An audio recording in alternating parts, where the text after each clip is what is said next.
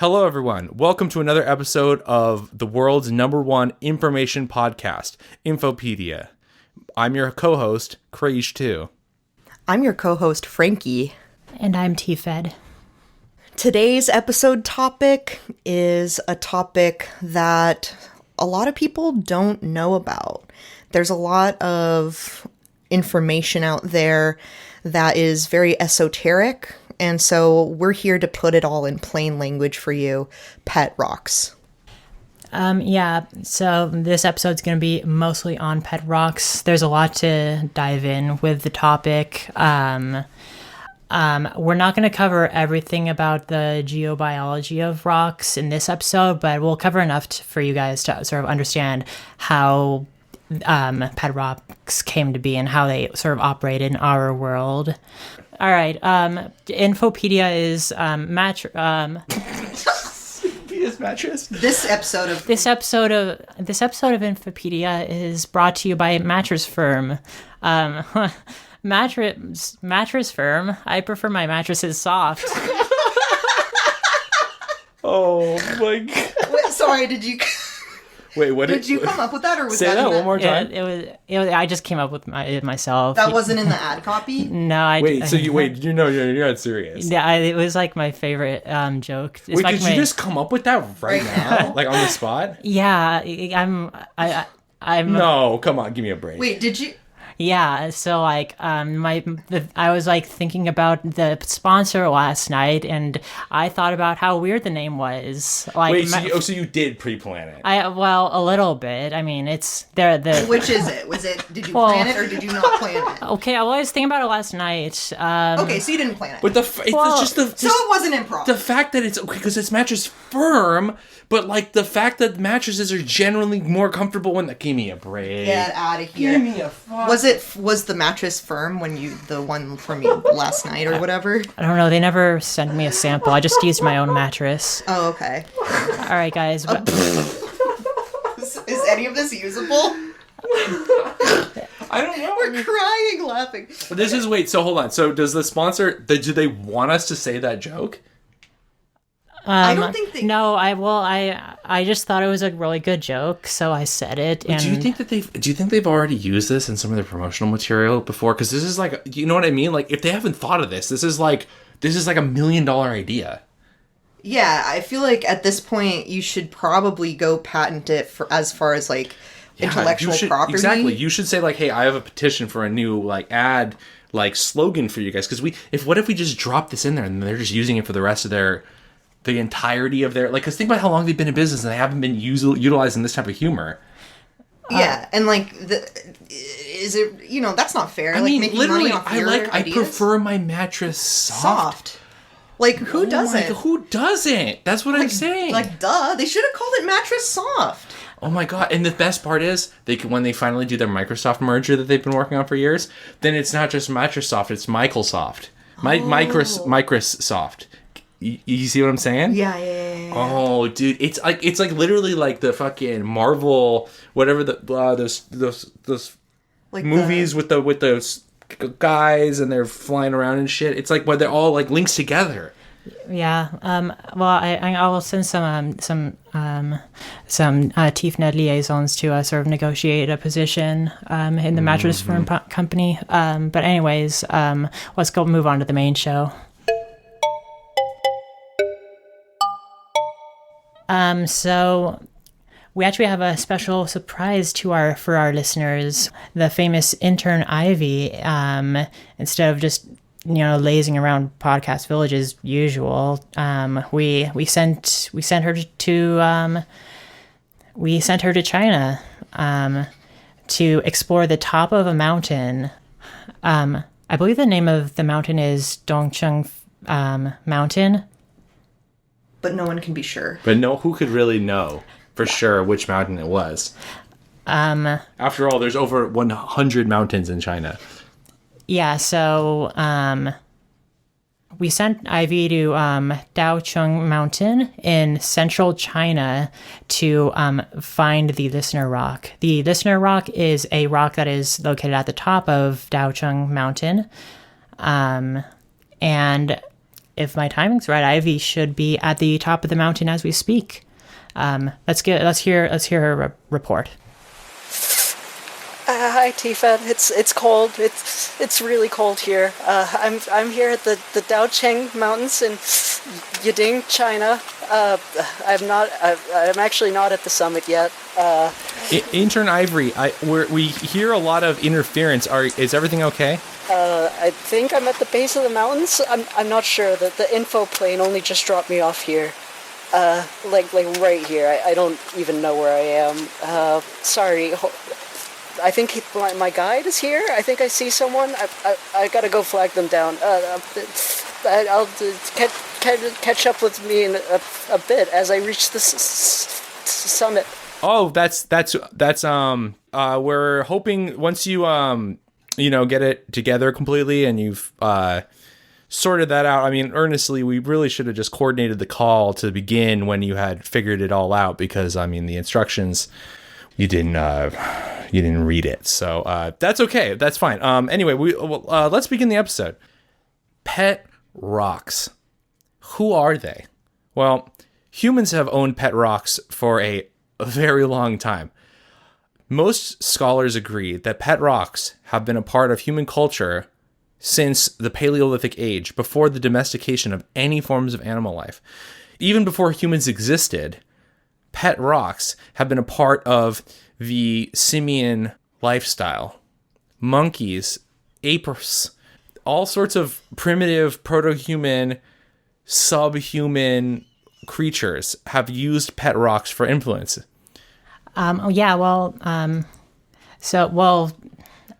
They haven't only existed since simian pre-human times, but some argue that pet rocks have been around since before just biology and life as we know it, due to their sort of, non-biological structure of their body. I say body in quotes, and we'll get to that later. But so who were the most important and notable pet rocks of history?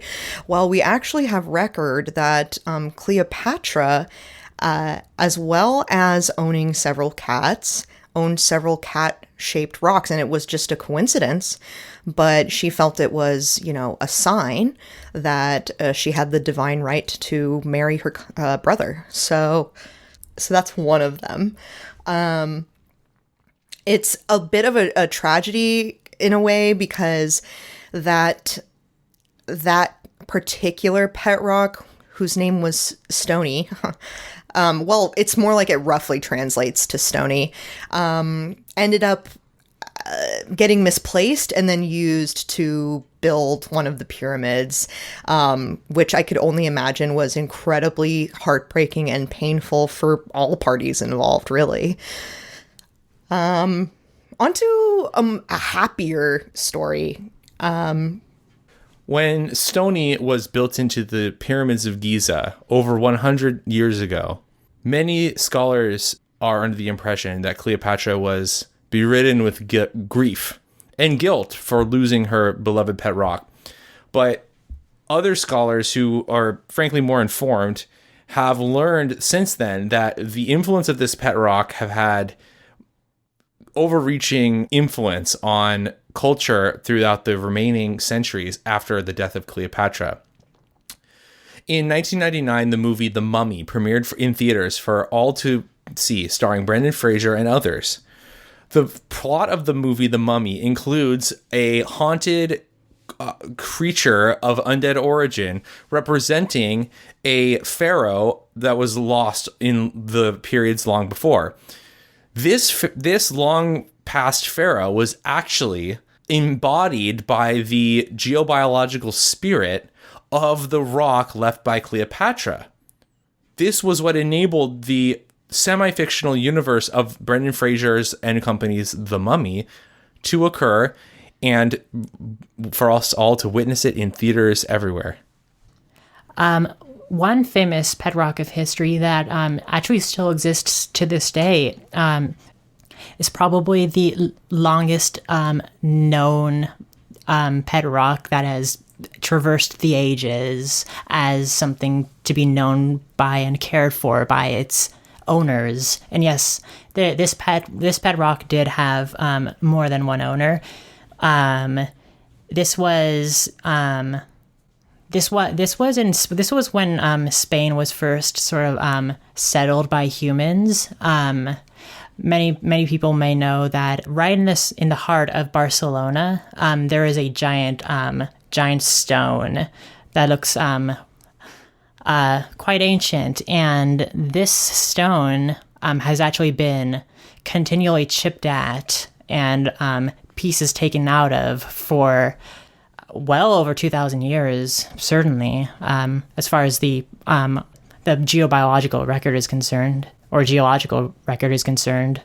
I'd like to note that in when we say geobiological or geological biology, what we are actually, the overarching term is geology, which is a portmanteau of geology and biology. That's right. But anyways, so the fascinating thing about the Barcelona rock is that its spirit is possessed not just by one person, which is sort of the typical way that humans interact with pet rocks, but the Barcelona rock is actually owned by several people, and this is a very rare occurrence because, as we'll discuss in the future, typically when rocks are broken down and separated into, like, say, from one big stone into two more jagged stones, they're typically considered two separate entities. Another world-famous pet rock is actually one of the hottest tourist destinations in Ireland. It's known as the Blarney Stone, and people make pilgrimages from all over the world, frankly, to not only kiss, but, well, some say the locals like to to piss on the Blarney Stone as just a little bit of a funny little prank on, all the kissers. So we've got the kissers and the pissers. But what about the rock itself? This mecca of human culture, which has been around since before the Anthropocene, according to our most up-to-date records, is actually kind of shy, It's got a sort of closed off attitude, and over the years and centuries, millennia, it's been able to open up a little bit about what it actually likes, which is something a little more controversial, but it is blood. One of the most notable pet rocks in history would belong to George Washington. His pet rock, known as Rockamere, was one of the first rocks to make its journey across the Atlantic Ocean into the New World. Rockamere had a lot of influence over George Washington's initial politics once he arrived in the New World. A lot of people say that George Washington initially was against the colonization of the remaining parts of America and was supportive of his mother country of England during the time in which he was alive in Boston, Massachusetts. Unfortunately, Rockamere had other plans. Rockamere had its origins far into the eastern mountains of Tibet, where it had suffered 1,000 suns and 1,000 moons after surfacing under the glacial peaks of one of the many mountains. When this rock brought his influence to George Washington knew it was time to get serious about colonization. And that is how the enormous nation of the United States, which, by the way, graciously has granted us the land to form the podcast village, was created. So, in a way, we are all in debt to Rockamere, George Washington's fabled pet rock. So those are some famous pet rocks. You've probably heard of them already, at least a couple of them. So I think the most contentious point of discussion when it comes to pet rocks is their supposed communication abilities. Now, not everyone is able to, I'm using air quotes here, like hear what rocks are saying, and a lot of people think that the subjective experience of communication with rocks is a pseudoscience. This is a recent sort of philosophy people have adopted. I mean, until the past like 200 years, people have believed with their whole heart and soul that rocks can talk. Yeah, we'll get into that in a second. It's kind of. Oh yeah, by the way, Intern Ivy, how are we doing out there? Have you scaled the mountain face yet? It's still really cold. Yeah, that guy, he was my guide, yeah. It was kind of hard because he didn't speak English, but we figured it out. Yeah, he died. He fell in mud. It sucked him up. I didn't know mud could do that. I lost my shoes. Yeah, sorry to the TV listeners out there. Yeah, I don't normally wear clown shoes.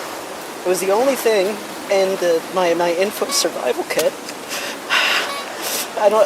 It's freezing, it's wet. Yeah, here's the thing. I mean, we knew, we discussed that he wasn't going to speak English. You were going to use nonverbal instructions to inform him of any mud pits that were around. That was in the instructions. Sucks. I should have had a coat or something. Like, I didn't know it was going to be cold. It's raining now. There's somebody. I'm passing by somebody who's playing Chinese violin for some reason. Okay, cool. Yeah. Hey, did you know that the Chinese violin uses snake skin as strings? Yeah, we could have done an episode about that, but no, we were doing it about pet rocks, and I have to go to China for some reason. I don't know why I'm in China. What's the point of that? There's rocks all around the office.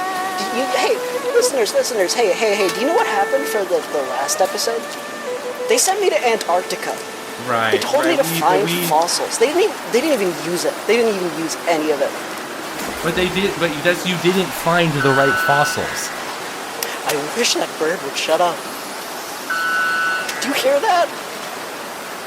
Look, I don't know how to tell you this, but all of this just seems like gross negligence on your part, a lack of preparation, and this attitude that's coming back to us is honestly really toxic, and I think we need to have like a restorative circle where we can really just open up. There's a storm siren. Who are they evacuating?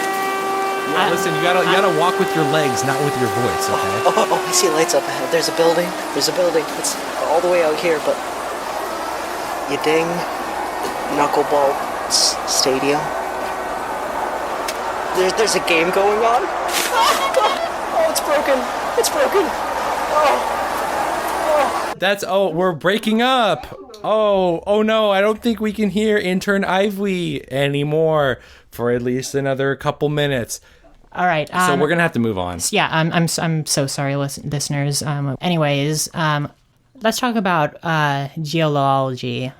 So one of the issues that we have when we discuss pet rocks is the conversation that frequently occurs where people say, how is it possible that a rock is communicating to a human being, or they don't have any way of producing any sound? What are they saying? How can their influence be felt? Can rocks love?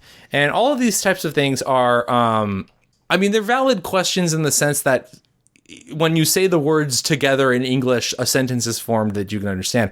But they seem to not understand the fundamental concepts of geology.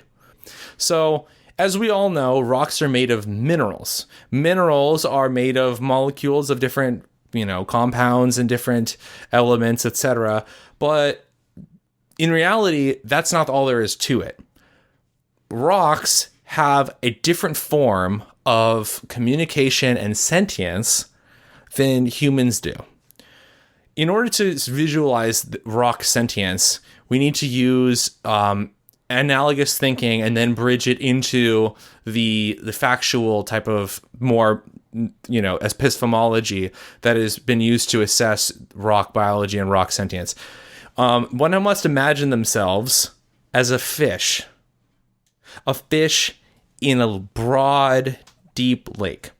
And as a fish, you can freely traverse through the liquid medium that you're provided and perhaps even stare into the air above you. But it's not possible for you to truly understand what happens outside of the lake, up in the air.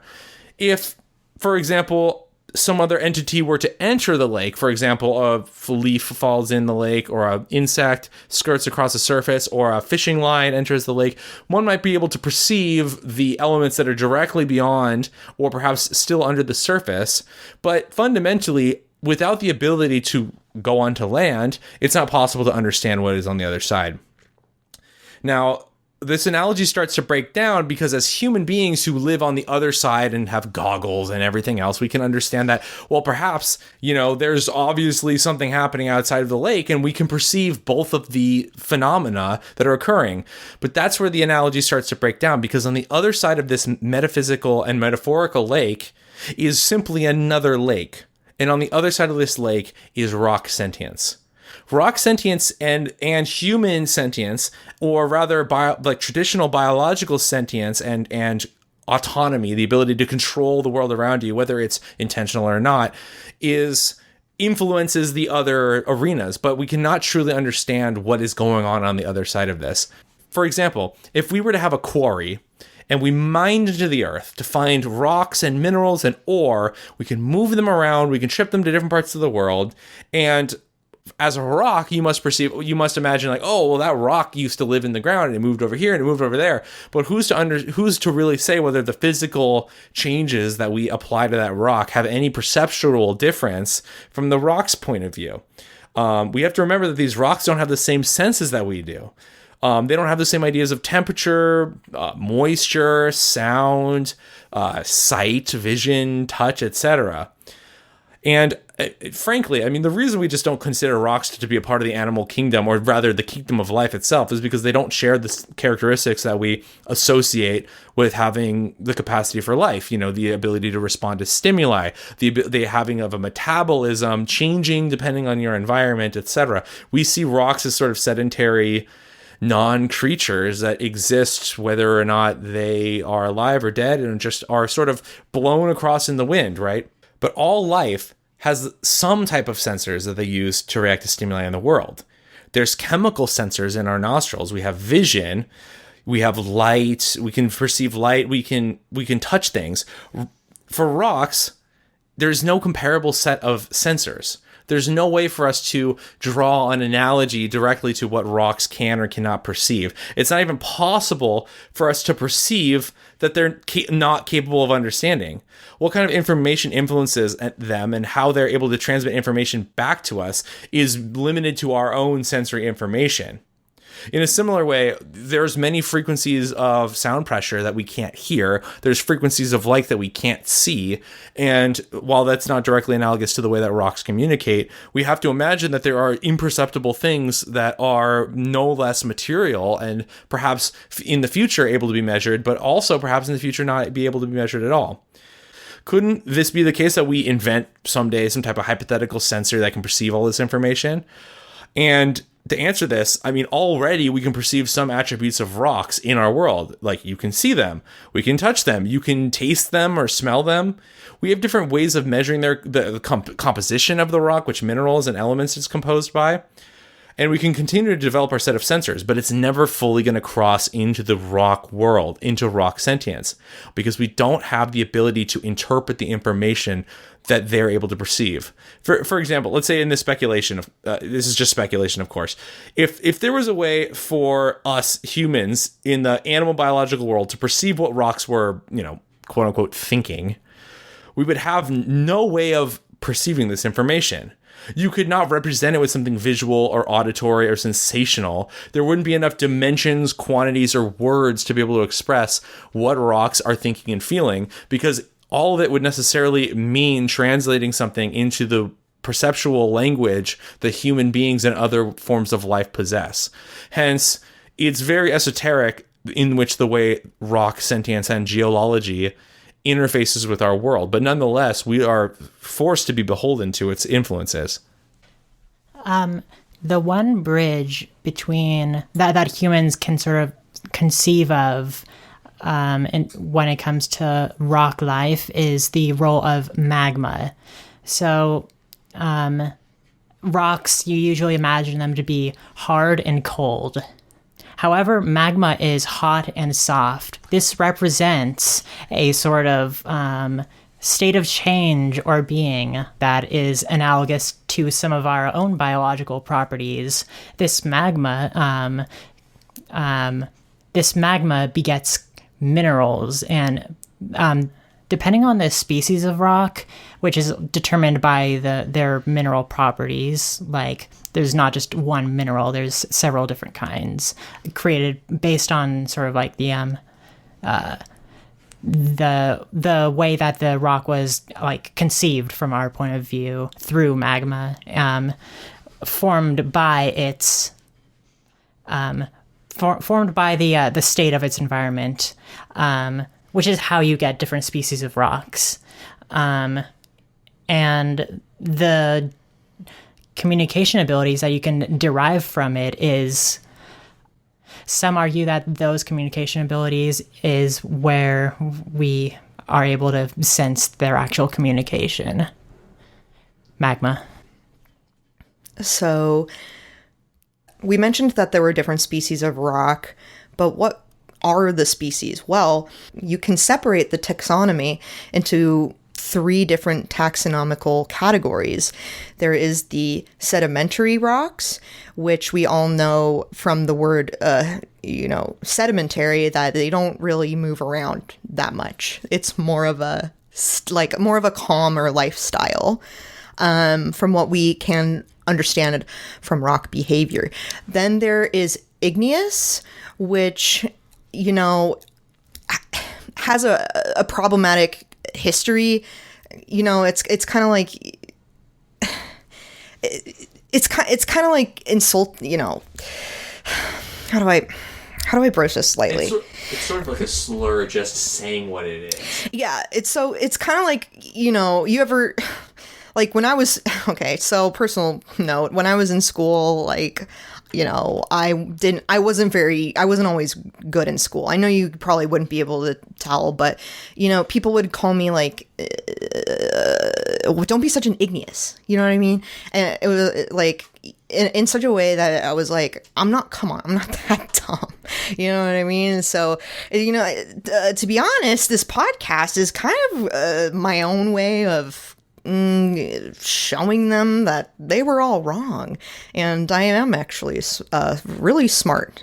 And the third and final species of rock is the megamorphic. This is where we get our mountains from. This is where we get our boulders from. This is where we get our larger than life, if you want to say that, kind of rocks. And generally, as far as interfacing with human culture, megamorphic rocks are more likely to be revered and at least attempted to be communicated with, especially in different rituals involving local types of magic. And so I think that's one of the most interesting. And also, speaking of human culture, igneous, I'm sorry, there's no new term for it yet, so I kind of just have to use it. But anyway, so igneous is it's a bit controversial, and some would say it's a little bit cruel and against the rocks rights movement, but igneous is what we used to use for cuneiform tablets.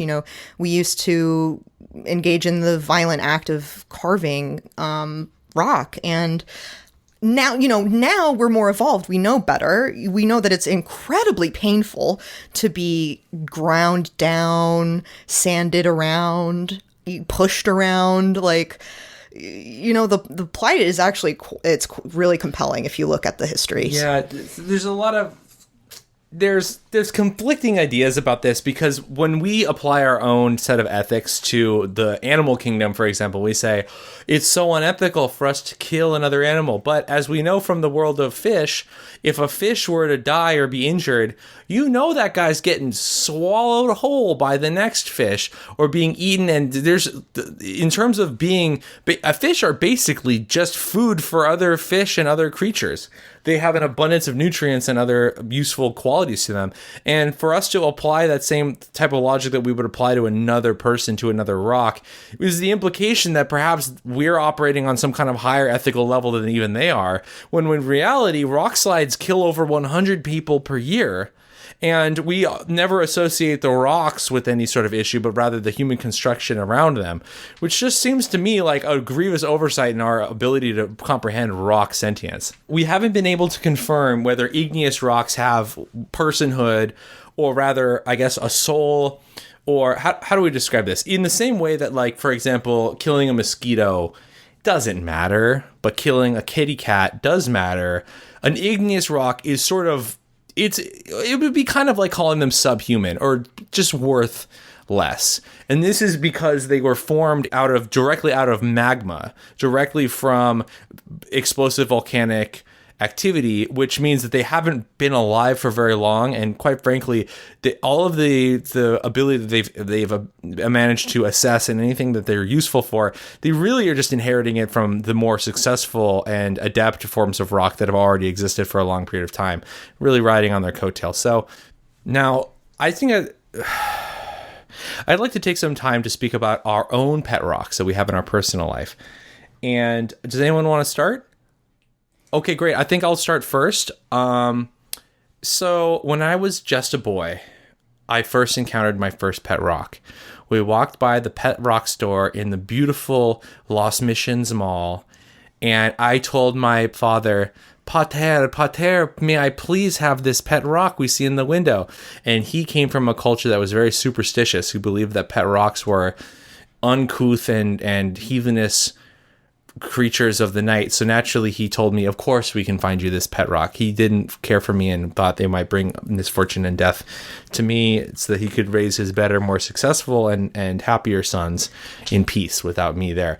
But unfortunately for him, and fortunately for me, my newfound rock friend Geologus were inseparable. I took Geologus with me to the market. I took Geologus with me to the place that's the opposite of a market, which we're not going to get into in this episode. It's too complicated. But wherever Geologus and me went, fortune and prosperity followed. One of the most important moments of my life with Geologus was when I was confronted with the many bullies that tormented me during my younger years.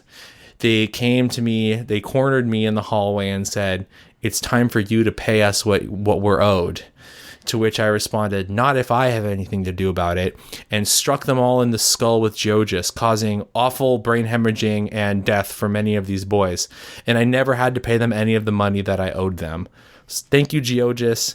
I know that the evidence locker that you're kept in will be keeping you safe for centuries to come. That's actually funny that you mentioned that, because I have. Okay, it's not the same story. It has overlap though. When I was 6 years old, my family and I went up to Folsom Lake to Folsom Prison to visit my uncle. But then we took a little excursion, I guess you could say, to clear our head. So we stopped by the Folsom Lake, and there were some other random boys also playing in the lake, and it was shallow water. It was really obvious, as you probably know, lake beaches are way more rocky than ocean beaches. And we can get into that if you want to talk about it, if you're curious.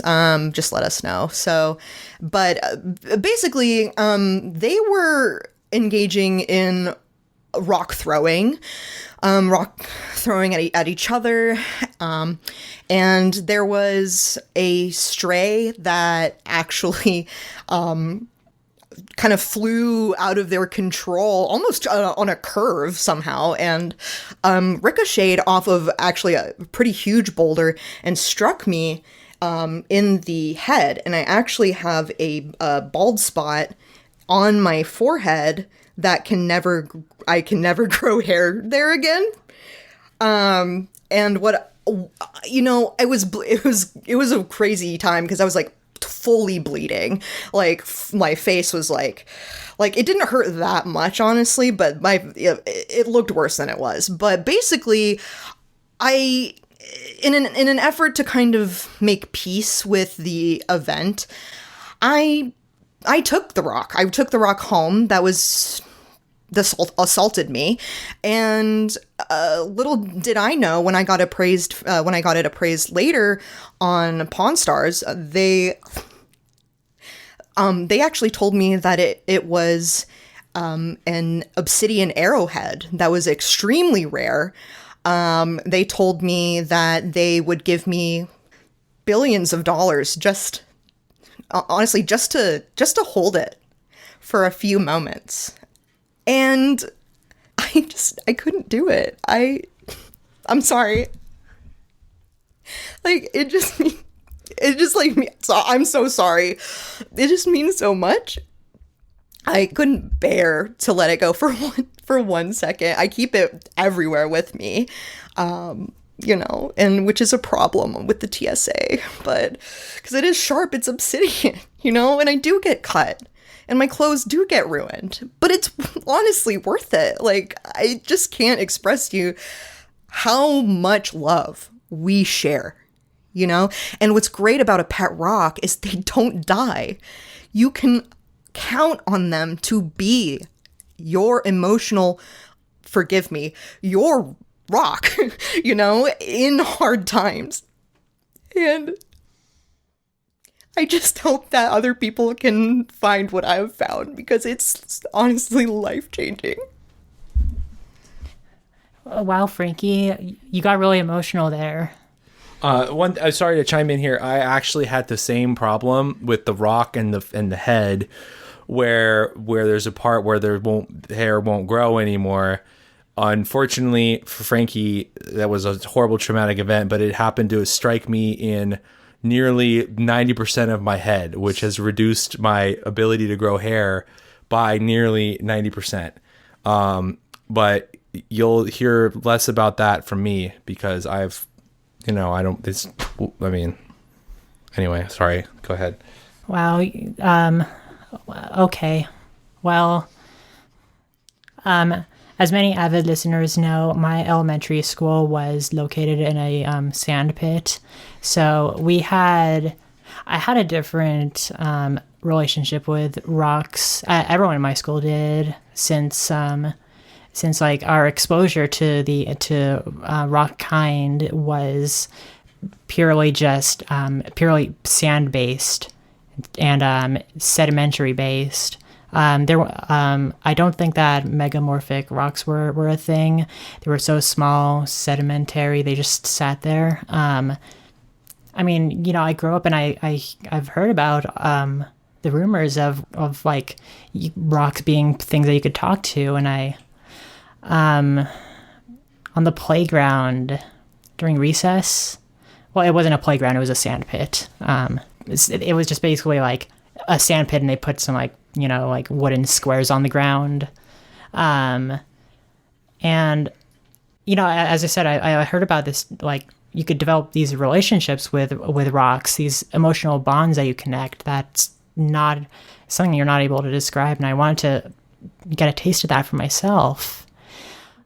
Since it was all sand, it seemed impossible to me. I would take out a little, not even a pebble, something as small as a hair on my head, except not as long. And I would try to communicate with it, but it just felt like there's so many of you. Who do I befriend? And from there, I discovered. And by the way, and not to brag, I was the best digger in our school. I discovered that this sand pit was not fully sand. If you were to dig deep enough, and I did dig deep enough, that you'll find bedrock below the school.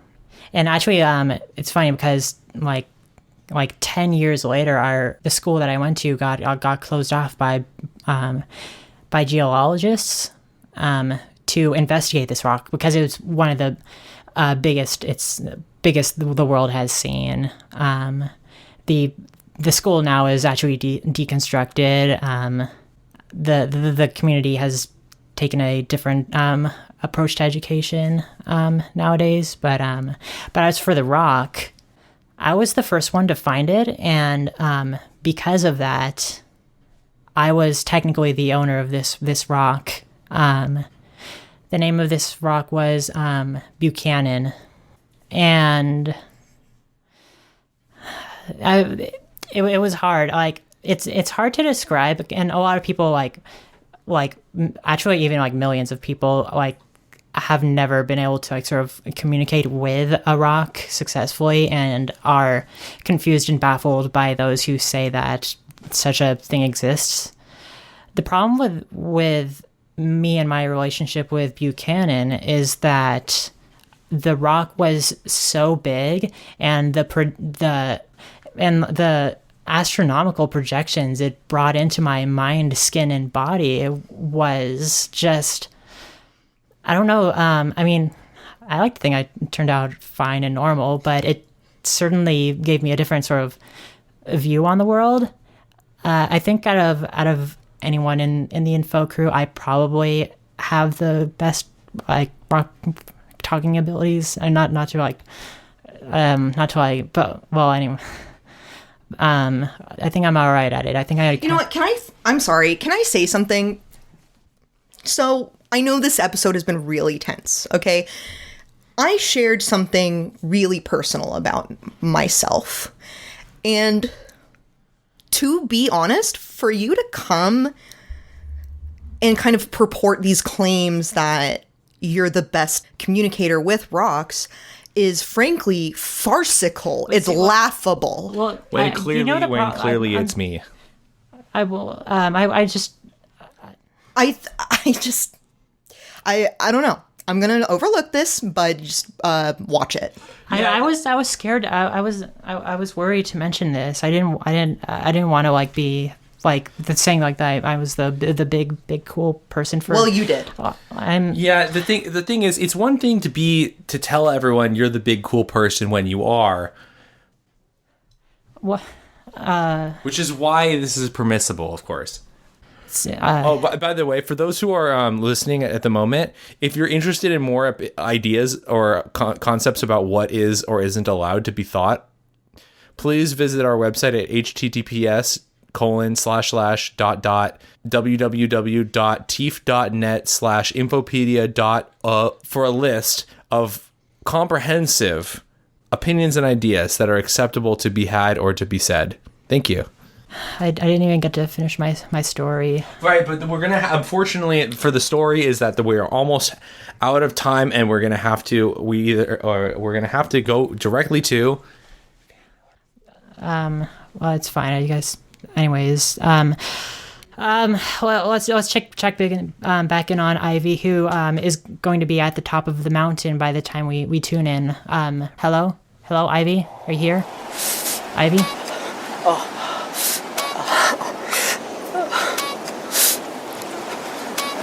Hey, info heads. Yeah, I really broke my arm. I slipped and I broke my arm. Yeah, I stopped at that stadium. I tried to buy some medical supplies, but they just used it in the game. I guess that's a thing there.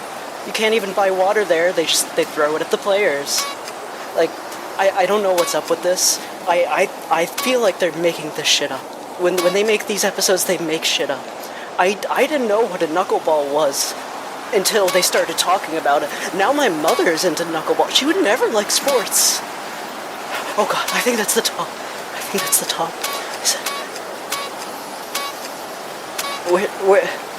Where's the rock?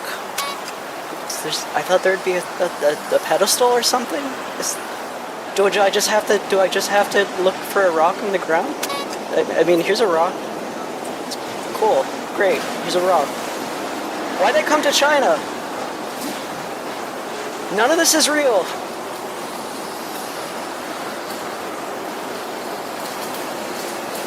How am I supposed to get home?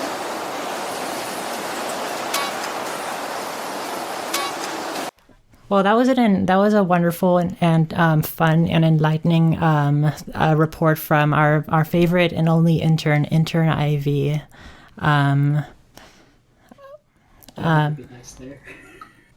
I'm having a lot of fun talking with you guys and recording this podcast, and I just wanted to say that I'm thankful for both of you for forming the info crew with me and spreading information into the world. Look, I know a lot of stuff was said, and let's just put our egos aside. Like, you guys are the most informed people I've ever met, and it's simply an honor. And I've had so much fun. Okay, great. But we have to do our sponsor, mattressfirm.com. Go to mattress. Wait, don't I usually say that bit? Well, it's okay. You can do this. You can do another take. You can put it in there. Thank you to Mattress Firm for sponsoring this episode. Go to their website and use, when you decide to, I guess, buy a mattress off of them, use coupon code UHHHHFHJIUHJK ;XCXVD. FXVXS at checkout. And that part where I said and no, not that that's also part of the coupon code. Let's move on to the letters that people send to us. Can you stop waving that thing around? This is the letter. Well, oh yeah, you're talking about the other thing. Sorry. Well, no, I was just. I have the first letter for you here. So this is from Connor, who is 14 years old. Wow, we have a young audience. I didn't realize. I was gonna say the opposite. All right. Connor, at 14 years of age, says to us and asks, "Hi, info crew. What do you do after being expelled from school for fighting a teacher over some historical discrepancy that I learned from your podcast? Sincerely, Connor, at age 14 years old." I think that you need to reframe in your mind what transpired here. To you and the people around you, you got expelled from school, for fighting a teacher and for speaking the truth as you understand it and know it to be. And that's a right that should not be taken away from anyone, in my opinion, please. You're not alone. There's a lot of people who are discriminated against for revisionist history. But the thing is that what you might call revisionist history is really just what your perspective is. And not only that, but the other thing is that they don't tell you, and as ex-high schoolers we can, is that you actually you can't really get fired from high school. Like, the concept of high school, you can just keep going. You can just keep going to different high schools. Like, even if you get expelled, there's always going to be another high school. Sure, you might have to move, but at the end of the day, like, it's well worth it for the pursuit of education and better acknowledgement of the self and mind. One thing I'd like to say to you, Connor, at the young age of 14, first of all, congratulations on being 14 years old. It's one of the youngest ages that you'll have left in your life. But one of the problems that I see many of people of your age struggling with is that you see the education that's being presented to you and the information that you're being told to consume, and it doesn't align with the light that's inside of you and the information that you've received from the information podcasters that are giving you the truth. And I think it's really important to remember that in order to be truthful to oneself, you have to be truthful to everyone else also. And that means living a double life. You'll have to learn two sets of information, one that's the truth to you and one that's the truth to everyone else. And when when the time comes, you'll have to put on the truth that applies to the situation that you're in. And when you are alone with your thoughts in the brief moments of respite where you're not being forced to recite incorrect information, you'll have to remember who you truly were. And it's not until you forget the true information that lives in your soul that you have completely given up on the Connor who you are currently right now. It will happen someday, and that's acceptable for all of us, but it's our goal as infopedians to postpone the inevitable collapse of your internal truth. Thanks for writing us, Connor. So let's look at the next reader mail. This one comes to us. Oh, this is the first one. Sorry. This one comes to us from Gregory, age 14. That's really weird. That's so strange. I would, it's whatever. Anyway, so hi, info crew. My name is Gregory. I'm only 14. Yeah, you already said that. I just drained my dad's 401k to donate to the podcast village. What should I do next? My family is mad at me, but I believe in the vision of Infopedia and I want to keep contributing. Thanks, Gregory, age 14. Again, you don't have to, it doesn't matter how old you are, but in any case, thank you, Gregory, for the money. I think we received that, and if we're being honest, I'm not sure when your father conceived you, but it doesn't seem like it really adds up that that's how much money he had in his 401k by that point. It seems like there should have been a little bit more, but perhaps he wasn't investing as aggressively. Perhaps he doesn't have a 401k matching, or he funds it himself. But in any case, suffice to say, it's not quite the amount of contribution that's expected of you. So we're going to have to take matters a little bit further in order to collect the amount of money that I wouldn't say you owe us, but as someone who enjoys the podcast, you should, it's not owing, you just have to give us the money. So you're gonna have to go through a different means. Yeah, the thing about, and I saw your and I saw your submission as well, and I thank you for your generous offer. But the scale of how money works internally in TIFNet, as well as across Podcast Village, how we pay people and everything is cranked up to several orders of magnitude greater, which is why, like, to you may hear that we're getting several $100,000s of dollars per day, and you might think, how is that not enough? And it's not. This is the way that our business works. We need more money and more cash to continue our mission of spreading information across the world. I hope you understand. Again, I thank you for your efforts, but maybe try the 402k next time. Just kidding. I think a lot. First of all, hi, Greg. Hope you're well. And I think what a lot of high schoolers, because they don't teach you this kind of thing, a lot of high schoolers don't know, and honestly, some adults don't know either, is that your 401k doesn't have to stop at $401,000. You can invest more in it and get more as a return. So I think that's kind of where the mistake was here. Like, maybe you just thought, oh, that's how much it costs to retire, which it does, but so I don't know, just like shop around. Christmas is coming up. You can always ask someone to make a donation in your name. So thank you again for writing in, and have a good one. I don't know. One last thing I should ask is that so you said that you drained your dad's 401k. That's great. I assume mom's out of the picture, grandma, grandpa out of the picture, because it sounds like you really only chose one revenue stream to siphon from. And honestly, I'm still impressed that you were able to get into his 401k, because, I'm sure that it was really hard to, log onto his computer and reset his password on ADP. I'm sure that all the accounts weren't logged in already. So good on you for figuring that one out. But in any case, I don't think there's any fewer or more people that you could have asked about. I think there's just more. So keep trying. And to those of you who are listeners, many of us, you, not me, of course, I'm not a listener, but if you have any money, it's not an option.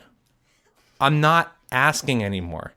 If we don't get the money for the podcast village, not only will the podcast village not happen, which, by the way, that's a big deal. If the podcast village doesn't happen, you're going to have, there's more problems than your dad's 401k. Yeah, say goodbye to Infopedia. Say goodbye to Infopedia. First thing that's going to happen. Second of all, what's the 401k going to be worth when the US dollar has no meaning anymore? Oh, I have all this saved up money. You're going to sell your stocks? What are the stocks supposed to do if they're all down to zero when there's no Infopedia podcast village? You're going to have to think about that one. So remember, give us the money, please. Well, that wraps up another episode. Thank you for listening, and our special thanks to Marimba Utopia for use of their song Explore as our theme song. This show was recorded in Podcast Village, California. Infopedia is a TeefNet production. I'm your co-host, Crage2. I'm Frankie. And I'm T-Fed. Stay info.